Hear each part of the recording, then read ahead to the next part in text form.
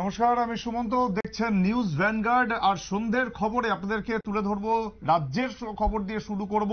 শুরুতেই আমরা চলে যাব যে খবরের দিকে। দুর্ঘটনা এড়াতে ট্রাফিকের দায়িত্ব পালনে ব্যবসায়ীরা।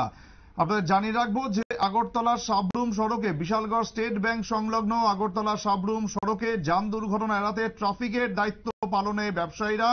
বিশালগড় দীর্ঘদিন ধরেই কিন্তু এই অঞ্চলে বেহাল অবস্থায় ট্রাফিকের অবস্থা, আর সেটাই এবার কিন্তু সমস্ত ধরনের যানজট এড়াতে এবার ব্যবসায়ীরা ট্রাফিক ঠিক করতে নেমে পড়লো। বিডব্লিউ দপ্তরের উদ্যোগে রাস্তায় ইটের টুকরো এবং মাটি ফেলে সংস্কারের উদ্যোগ চলছে, কিন্তু সোমবার বিকেলে হালকা বৃষ্টিতে জায়গাটি সম্পূর্ণ পিছল হয়ে যাওয়ায় মারাত্মক আকার ধারণ করে। সেই সময় বেশ কিছু ব্যবসায়ী, এলাকার যারা ব্যবসায়ী, তারা কিন্তু এই ট্রাফিক নিয়ন্ত্রণ করতে লেগে পড়ে।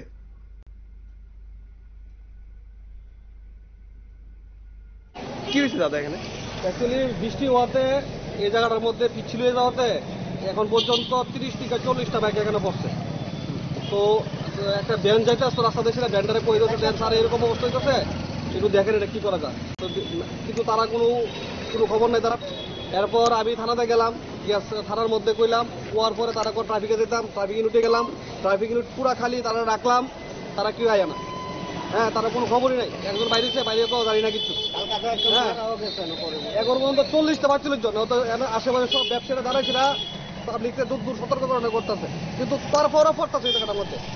এই জায়গাটা কোন জায়গা? এটা স্টেট ব্যাংকের ঠিক অপোজিট সাইডে। কি কারণে এই যে জল? রাস্তাটা হয়েছে যে রাস্তা থেকে হয়তো বা লাল মাটিটা পড়াতে রাস্তা বৃষ্টি হতে স্লিপার হয়ে গেছে। একটু পরপরই পড়তেছে না? এই তো কন্টিনিউ তো এর লিগে আমরা যার যার দোকান থেকে এখন জিনিসপত্র যা যা আছে বাইকের রাস্তার মধ্যে দিচ্ছি, যাতে মানুষ আজকে না পড়ে। আতঙ্ক হয়ে গেছেন আপনারা?